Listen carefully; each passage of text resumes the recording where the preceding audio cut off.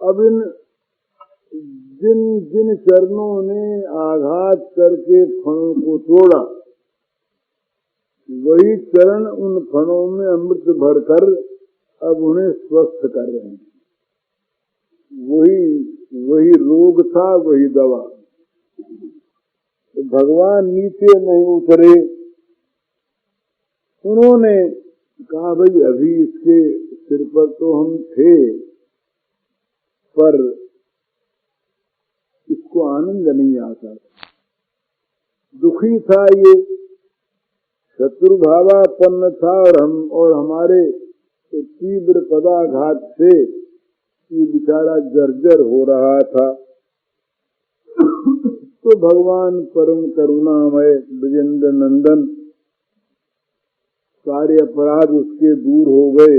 अब वो चरणों के शरण आ गया, ये समझ करके कुछ देर तक अब इसके मस्तक परम चरण रखे खड़े रहे, जिससे ये चरणों के स्पर्श का वास्तविक आनंद और लाभ प्राप्त कर सके। अब तक तो वैर भावापन्न था, कृतार्थ हो। ये असल में ऐसी बात है कि जब तक हमारे हृदयों में दुर्वासना रहती है, जब तक भोगमय हमारा जीवन भगवान की अपेक्षा भोग को ऊंची वस्तु मानता है, तब तक श्री कृष्ण के चरण सामने कहीं दिख भी जाए तो उनकी ओर आकर्षित नहीं होते। भगवान के श्री विग्रहों में भगवान का प्रागट्य होता है देखने वालों के लिए, तो नहीं तो पत्थर की मूर्ति है, किसी का मन उधर जाता नहीं। तो जैसे चित्त का दोष जिसके अंदर होता है, उसकी जीभ कड़वी हो जाती है, तो उसको मीठी चीज भी कड़वी मालूम होती है। मिश्री भी पित्त के रोगी को खारी लगती है, पर मिश्री दवा है पित्त का नाश करने। यदि मिश्री खाता रहे आदमी, तो मिश्री के रस से जो जो पित्त का शमन होगा, त्यों त्यों जीव का खारापन दूर होगा। मिश्री तो मीठी है ही। इसी प्रकार मिश्री जैसे मीठी होने पर भी कड़वी लगती है, इससे मिश्री का मिठास बदल गया सो बात नहीं है, अपनी जीभ की कड़वाहट है। इसी प्रकार भगवान का भजन, भगवान का नाम, भगवान के संगी और भगवान के चरण भी बुरे लगते हैं। काली को बड़े बुरे लगे भगवान के चरण। तो जब वो किसी सौभाग्य से, भगवत कृपा से भगवान के चरणों की शरण में आ जाता है, तब तो बस उन चरणों के स्पर्श का एक एक क्षण,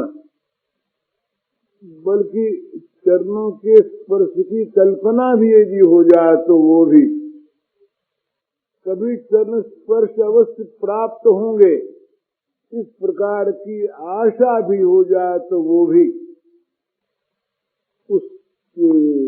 उसको अप्राकृत परमानंद सिंधु में डुबो देती। भगवान के चरणों के स्पर्श होने के आनंद की बात तो दूर रही, चरण संबंध गंध लेश मात्र की कल्पना हो जाए कभी होंगे, तभी वो परमानंद सिंधु में डूब जाता है। तो परम करुणामय श्री कृष्ण ने बहुत जन्मों की बहिर्मुखता के अनंतर कालिय को अपने चरण के संबंध का परमानंद रस चखाने के लिए वे उतरे नहीं, उसके मस्तक पर खड़े रहे। अब तक तो काली शत्रु भावापन्न होकर भगवान के चरणों को बड़ा कठोर वज्रोपम मानकर दुखी हो रहा था। अब वो मस्तकों पर खड़े हैं भगवान, और कालीनाथ का हृदय प्रेम से परिपूर्ण हो रहा है। आनंद के आंसू उसके, जो क्रोध के जलते हुए आंसू निकलते थे विष भरे, उसकी जगह तो कृष्ण चरण स्पर्श के प्रमोद में उसके नेत्रों से आनंद की सुधा के से भरे हुए अश्रुओं का प्रवाह बहने लगा। अब काली चाहता है, काली के मन में तो सारा ज्ञान आ गया कि हाँ कितना मुझ पर अनुग्रह, ब्रह्मा शंकर शेष नारद सनकादि कि जो आराधना के धन है भगवान के चरण कमल, उनकी आराधना की संपत्ति है, वो अपने हृदयों में नित्य निरंतर जिन चरणों का ध्यान करना चाहते हैं, किया करते हैं। मेरा कितना बड़ा सौभाग्य है कि आज विजिंद नंदन के वो चरण कमल मेरे मस्तक पर सुस्थ है। तो कार्यनाग चाहता है कि उतरे नहीं, अब तो उसे आनंद मिल रहा है, मानो उसके घावों पर मरहम पट्टी क्या हो रही है, घाव सारे के सारे मिट रहे हैं। अब तो उसे बड़ी शांति, बड़ा सुख, बड़े आनंद की प्राप्ति हो रही है, और सोचता है कि हमारी पत्नियों ने बड़ा कल्याण किया। तो भगवान उसी प्रकार से खड़े हुए चरण स्पर्श का आनंद दे रहे हैं उसे।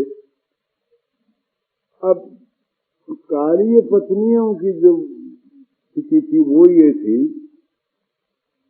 कि भगवान उनके घरों में आ गए, घर में आ गए, पर वो बहिर्मुख पति को लेकर के बेचारी सामने भी अब तक नहीं आई थी। साहस नहीं था उनका कि अगर इन भगवान का स्वागत करने के लिए कहीं गई तो काली बहुत बहुत नाराज हो जाएगा।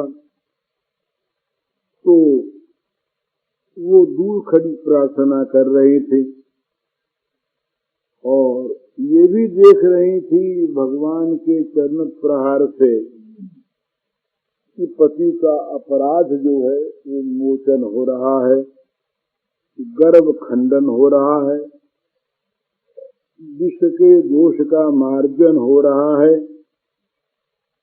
और अब तो उन्होंने देखा कि सब कुछ हो गया। भगवान अपने मृदुल मृदुल चरणों को लेकर, क्योंकि अब भगवान के श्रीमुख पर मधुर हास्य है, और काली भी यद्यपि अत्यंत अवसन्न है, अत्यंत थका हुआ है, लेकिन कुछ शांत सा मालूम होता है।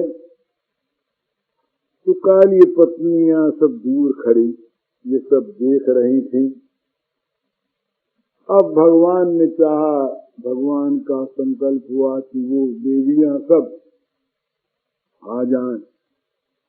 तो यमुना हृदय में ऊपर उठ करके वे आ करके श्री कृष्ण के चरणों में पतित हो गई, गिर गई।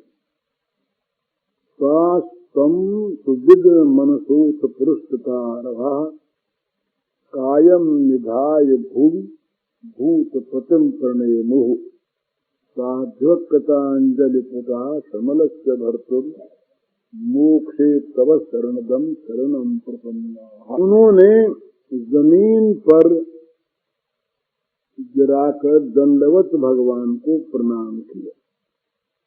तो यहाँ एक शंका होती है कि भाई वहां तो जल ही जल था, भूमि पतित होकर जमीन पर पड़कर प्रणाम कैसे किया?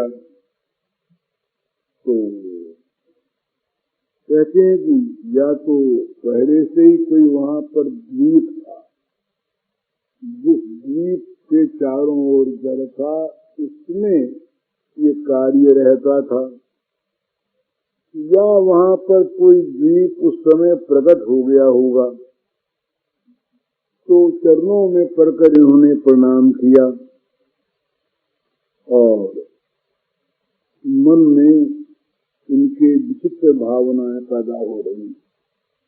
अपने पति का दोष अपना ही दोष है, तो कैसे सामने जाए?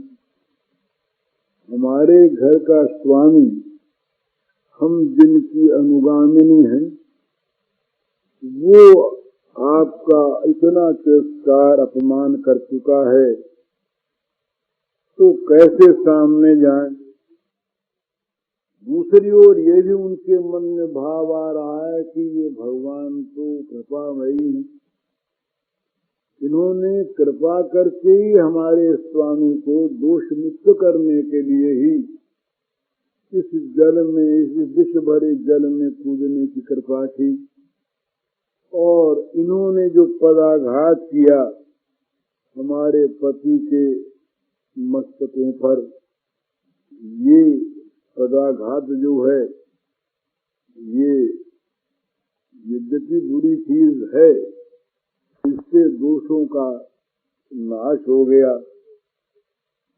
उनके जब पदाघात कर रहे थे उस समय भी इन काली पत्नियों के मन में विचित्र भाव आ रहे, दूर से खड़ी देख रही, पदाघात की चोट लगती, और जब काली व्याकुल होता तो ये सारी की सारी पति के दुख से दुखी होकर कांप जाती।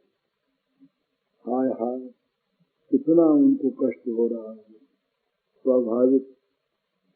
दूसरे क्षण ये मन में आता कि पदाघात तो श्री कृष्ण का है ना, उनका स्पर्श प्राप्त हो रहा है हमारे पति के मस्तक को, तो हम धन्य हो गई।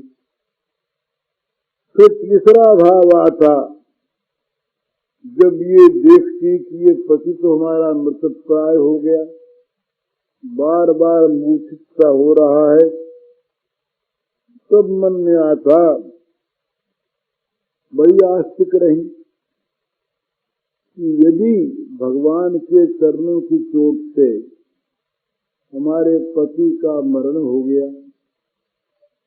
तो हम अवश्य ही विधवा होंगे, बड़ा कष्ट हम पर पड़ेगा, परंतु हमारे पत्नियों को तो अगले जन्म में भगवान के चरण मिल ही जाएंगे ना, है? तो हमारे विधवा होने से भी यदि हमारे पतियों को कृष्ण चरण की प्राप्ति होती हो तो ये मंगल की बात है। तो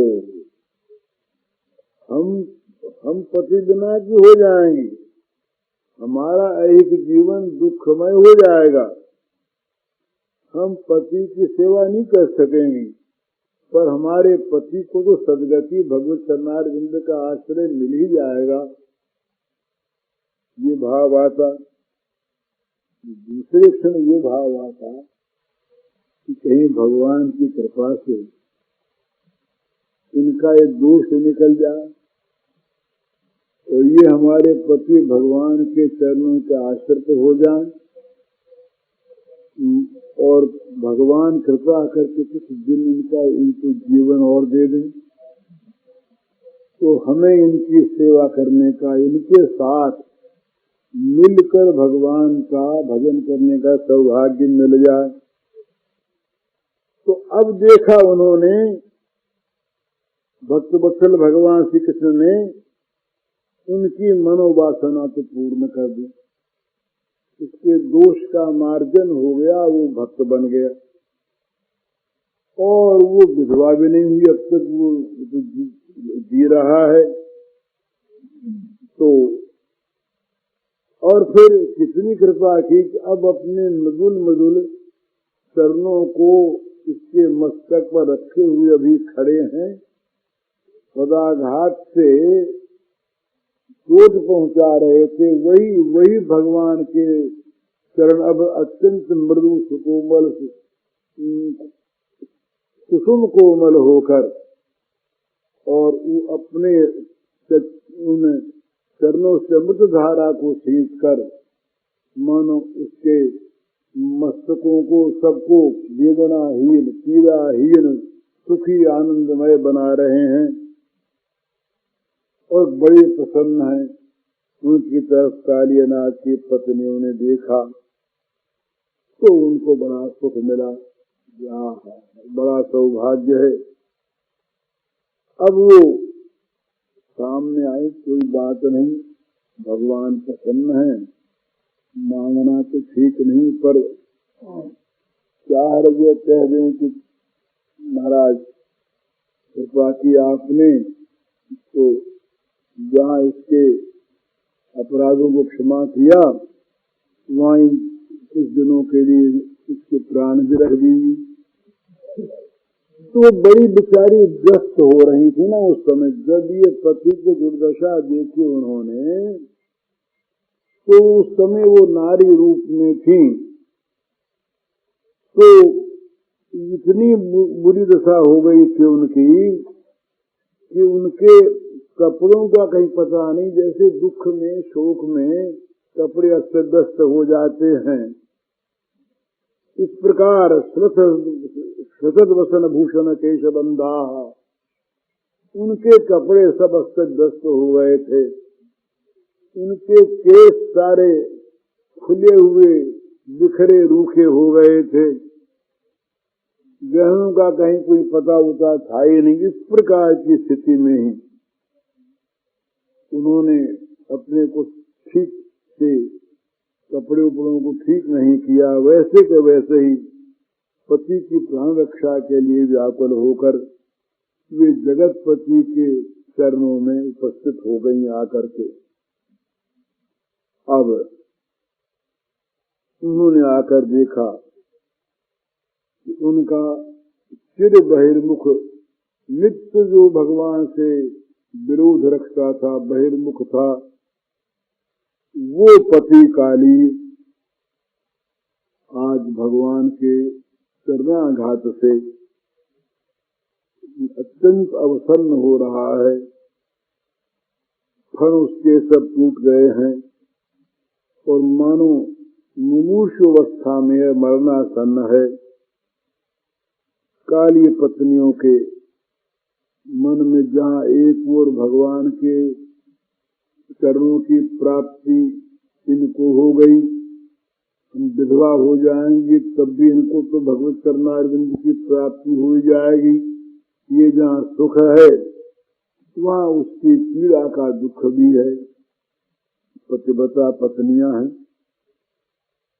तो मन में बड़ा क्षोभ हुआ, अनुताप हुआ और ये हुआ कि भाई अंत में भगवान ने कृपा करके हमारे पति के मन में भक्ति भाव का अंकुर तो पैदा किया, पर हम दुर्भाग्यवती जो हैं अपने भक्त पति की सेवा नहीं कर सके। तो भगवान तो भक्तवांछा कल्पतरु हैं, हमारी इस वांछा को पूर्ण किया, तो अब इसके लिए हम क्या कहें। इनकी कृपा में तो कोई त्रुटि है नहीं, पर हम उस कृपा को ग्रहण नहीं कर सके। यही बात है, भगवान की कृपा सब पर सदा अनंत असीम रूप से बरसा करती है। उस कृपा को ग्रहण न करने के कारण ही जीव दुखी है। वो कृपा सब पर है और सब के लिए है, सदा है। सूर्यम सर्वभूता, कोई प्राणी ऐसा नहीं जिस पर अकारण कृपा भगवान न करते हो, क्योंकि वो कर नहीं सकते अकृपा। सर्वमूर्ति कृपामयी है। जो बना अमृत से है वो जहर कहाँ से देगा, है नहीं उसके पास जहर, तो अकृपा है नहीं। तो कृपा बरस रही है भगवान के नित्य निरंतर। उस कृपा पर विश्वास न होने से उसे हम ग्रहण नहीं करते। उसकी कृपा के विभिन्न रूप होते हैं। काली के सामने भी भगवान की कृपा आई, जो कृपा भगवान के चरणों को वहां तक ले आई, जिस कृपा ने भगवान को काली के मस्तकों पर चढ़ा दिया, जिस भगवत कृपा ने काली के मस्तकों पर भगवान को नचा दिया, मरणासन्न कर दिया, क्षण तोड़ डाले, पर वो थी केवल और केवल भगवान की परम कृपा ही। इस कृपा को काली पत्नियों ने समझा, उन्होंने इसका रहस्य समझा, उन्होंने इसका मर्म देखा, वे प्रसन्न हो गई इस बात को लेकर के कि अंत में हमारे स्वामी ने, बहिर्मुख स्वामी ने भगवान के चरणारविंदों का स्पर्श प्राप्त तो किया। तो अब उनके मन में ये वासना जागृत हुई,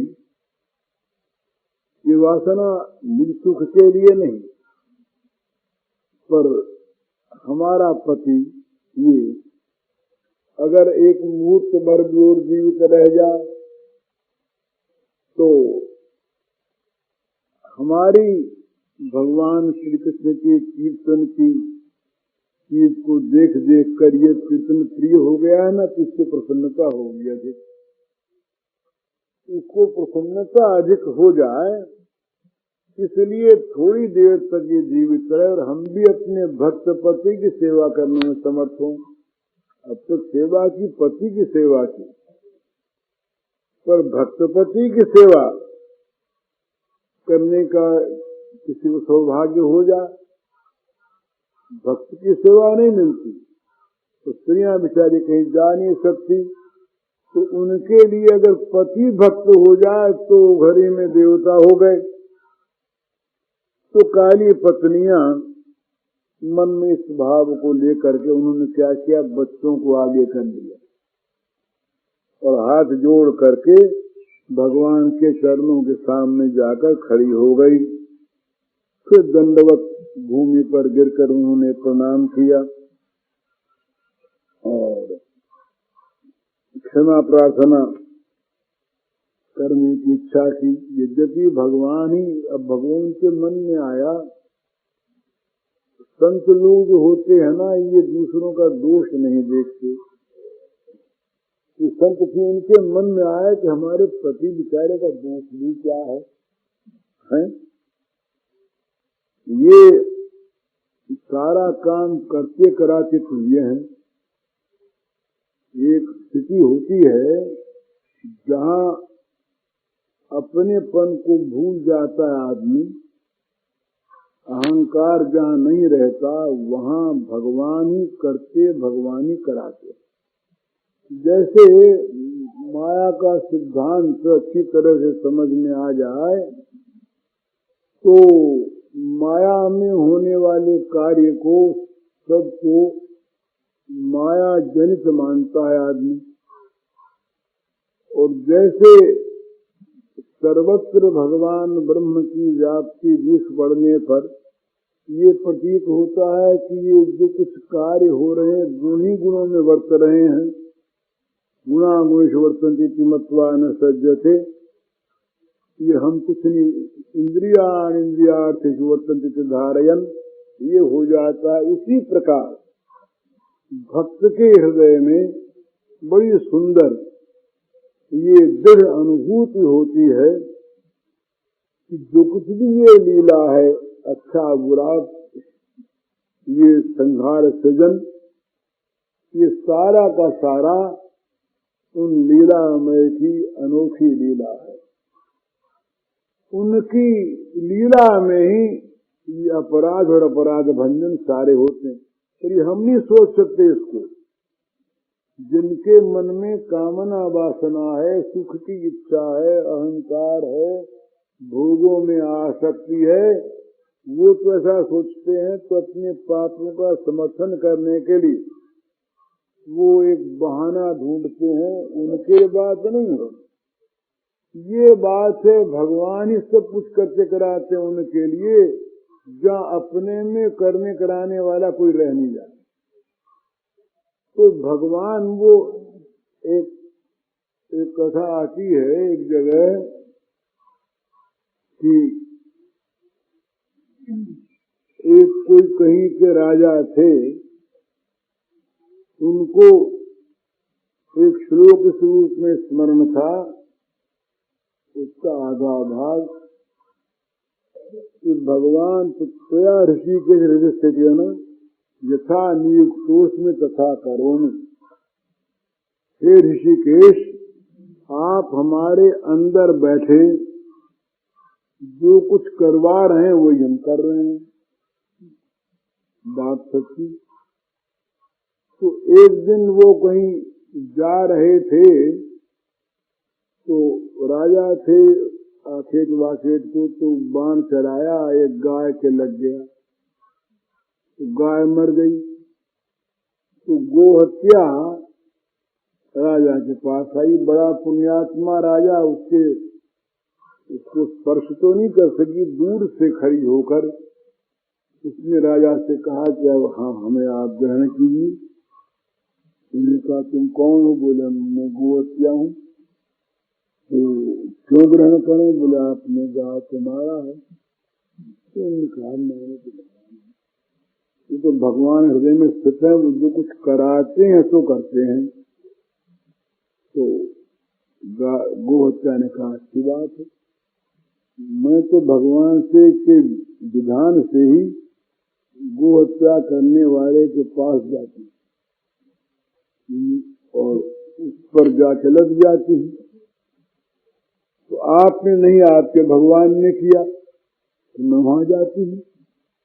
तो गो हत्या पहुंची भगवान के पास, भगवान से बोली कि महाराज ग्रहण करो हमको। बोले हमने कब गाय मारी, तुम आ गए। बोले आपने मारी नहीं तो मरवाई। 3 प्रकार से पाप पुण्य होते हैं। कृतकार्यक अनुमोदित, स्वयं करे, किसी से कह के करवाए और करने वाले का समर्थन करे। तो बोले हमने कब करवाई? बोले वो आपका भक्तमुख राजा है, वो कहता है कि भगवान हृदय में बैठे जो कुछ करवाते हैं तो करते हैं, तथा नियुक्त तथा करो। जिस प्रकार वो नियुक्त करते हैं वही काम करते हैं। तो बोले भाई अच्छी बात है, पता लगाएंगे, अगर यही बात होगी तो हम ग्रहण करेंगे भाई, अगर हमने करवाया साबित हो जाए तो हम करेंगे। तो पहुंचे राजा के यहाँ पहुंचे तो राजा से बातचीत हुई, स्वागत हुआ, सब कुछ हुआ। बात पूछने लगे कि कहीं गया? बोले ये क्या मकान है? बोले महाराज ये तो विद्यालय है। बोले विद्यालय किसने बनाया, क्यों बनाया? तो बोले महाराज यहाँ शिक्षा का प्रचार उचार नहीं था, ज्यादा पढ़ाई बहुत कम थी। इस दास के हाथ में जब से शासन आया तब से कुछ वृत्ति ऐसी हुई। हाँ तो बोले ये आपने बनाया? बोले महाराज क्या आपकी कृपा है, अच्छी बात है। फिर आगे बढ़े, बोले ये महाराज चिकित्सालय है, ये रुग्ण प्रजा का यहाँ पर इलाज होता है मुफ्त में, और बड़ी तकलीफ रही, ये बन गया। बोले ये भी आपने बनाया? इसमें तो कुछ ही नहीं, क्यों 1, 2, 10, 20 सब। तो फिर भगवान ने कहा भाई सब काम तो तुमने की और गो हत्या हमने की, हमने कराई, ये कैसी बात? सब आंख खुली। बोले तो भगवान ने समझाया कि देखो भाई, यदि तुमने करने कराने वाला कोई न रह जाए, तुम यदि वास्तव में अनुभव करो कि भगवान ही सब कुछ करते कराते हैं, तो मैं ही करता हूँ, मेरे विराट रूप में सब किया कराया रखा। और तुम यदि अभिमान पूर्वक हम करते हैं तो हम करते, तो हम भोगो भाई। तो ये नाग पत्नियों के मन में जो बात पैदा हुई, ये बड़ी दुर्लभ संतों के मन में पैदा होती है। तो इन्होंने कहा कि भाई कुछ भी किया इन नागों ने, वो महाराज किया तो आप ही की प्रेरणा शिक्षा से ना। इनको प्रेरणा किसने दी? इनमें शक्ति करने की कहाँ से आई? ये जहर कहाँ से आया? जहर कौन बन के आया?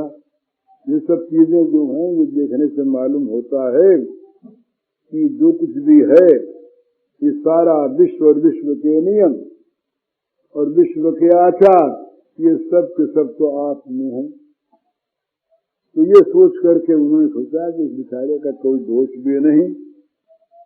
तो काली पत्नी ने सोचा जब इनके सामने जाएं, चरणों के सामने जाएं, विश्वपति के चरणों में प्रणाम करें और इसको भी कहें कि तुम भी अब प्रणाम करो।